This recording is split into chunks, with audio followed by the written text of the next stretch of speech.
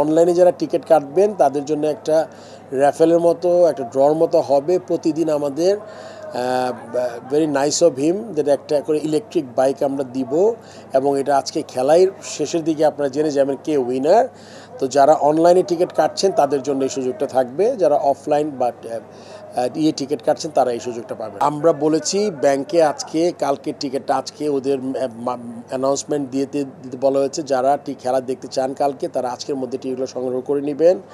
এই জন্য যেহেতু ব্যাংক বন্ধের জন্য আমরা টিকিটের অনলাইনে আমরা 35% দিয়েছিলাম, আমরা এখন অনলাইনে প্রায় 55% টিকিট দিয়েছি।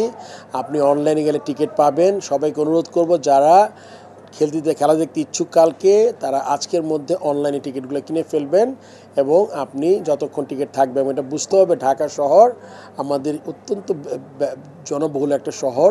এই শহরে কিন্তু আপনার অনেক মানুষ বাস করি। আমাদের কিন্তু স্টেডিয়ামের ক্যাপাসিটি মাত্র আপনার 24 না 25,000। তার মধ্যে থেকে বলেছিলাম কিছু টিকিট আমাদের বিভিন্ন এজেন্সিতে দিতে হয়।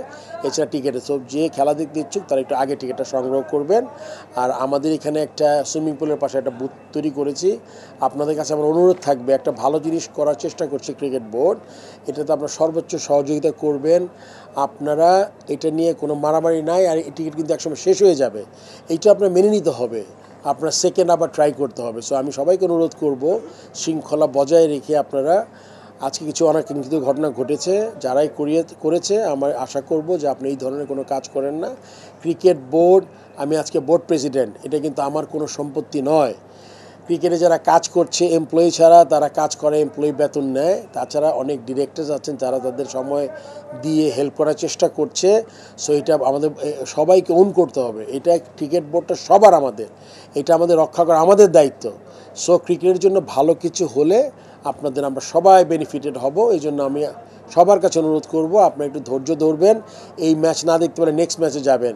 তবে এতটুকু প্রমিস আমি করতে পারি, আমি যেভাবে যেই উদ্যোগটা নিয়েছি এইটাকে আমি আপনার শেষ হয়ে গেলে আমার কিছু করার থাকবে না, কিন্তু এখানে কোনো অনিশ্চয়তা, দুর্নীতি, কোনো টিকিট থেকে না করে দেওয়া এরকম কোনো ঘটনা ঘটবে না। আসলে তারুণ্যের উৎসব নাম দিয়েছি আমরা বিপিএলকে। আমরা জানেন যে অত্যন্ত রক্তক্ষয়ী একটা আন্দোলনের মাধ্যমে, যেটা আমরা অত্যন্ত দুঃখিত।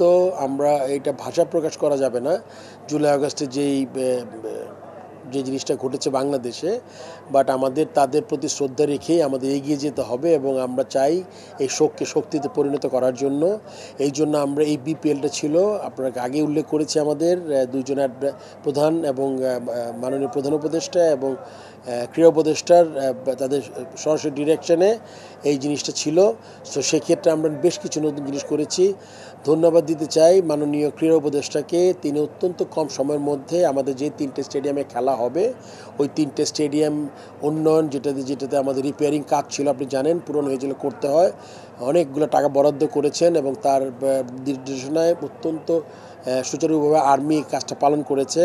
এখানে আমরা আপনি জানেন মুগ্ধকর আমাদের একটা ছেলে আমাদের যে পানি খাওয়াতে গিয়ে মারা গেছে আমাদের আন্দোলনে, পয়েন্ট ব্ল্যাঙ্ক থেকে তাকে, আমার মনে তাকে স্নাইপার শুটিংয়ে মারা হয়েছে।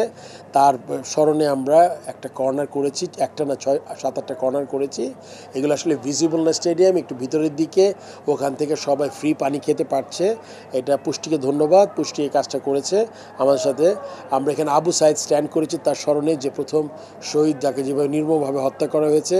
আপনি দেখবেন সাদার্ন গ্যালারির এক কোণে একটা আবু সাইদ স্ট্যান্ড বানিয়েছি আমরা ফ্রি এন্ট্রি করেছি প্রায় 100-র অধিক স্টুডেন্টকে। আপনি জানেন যারা এই প্রায় 20,000 থেকে 30,000 মানুষ ইনজুরি হয়েছে, কেউ চোখ হারিয়েছে, কারো পা গেছে। আজকে তারা এসেছিল আমার সাথে, পোডিয়ামে উঠেছিলেন। তাদের থেকে আমরা প্রায় 100 স্টুডেন্টকে আমরা খেলা দেখার ব্যবস্থা করেছি। আপনি জানেন গ্রাফিটি করছি, আমরা শুরু করেছি, দেরি হয়েছে, বাট হোপফুলি নেক্সট রাউন্ডে সব কমপ্লিট হয়ে যাবে।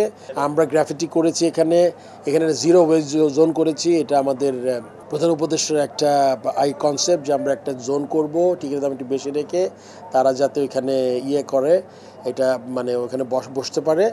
এবং সর্বোপরি মিলিয়ে বেশ কিছু জিনিস আমরা চেষ্টা করেছি করার। এই দিক থেকে আমার মনে হয় এই বিপিএলটা একটু ভিন্ন অন্য সময়ের থেকে।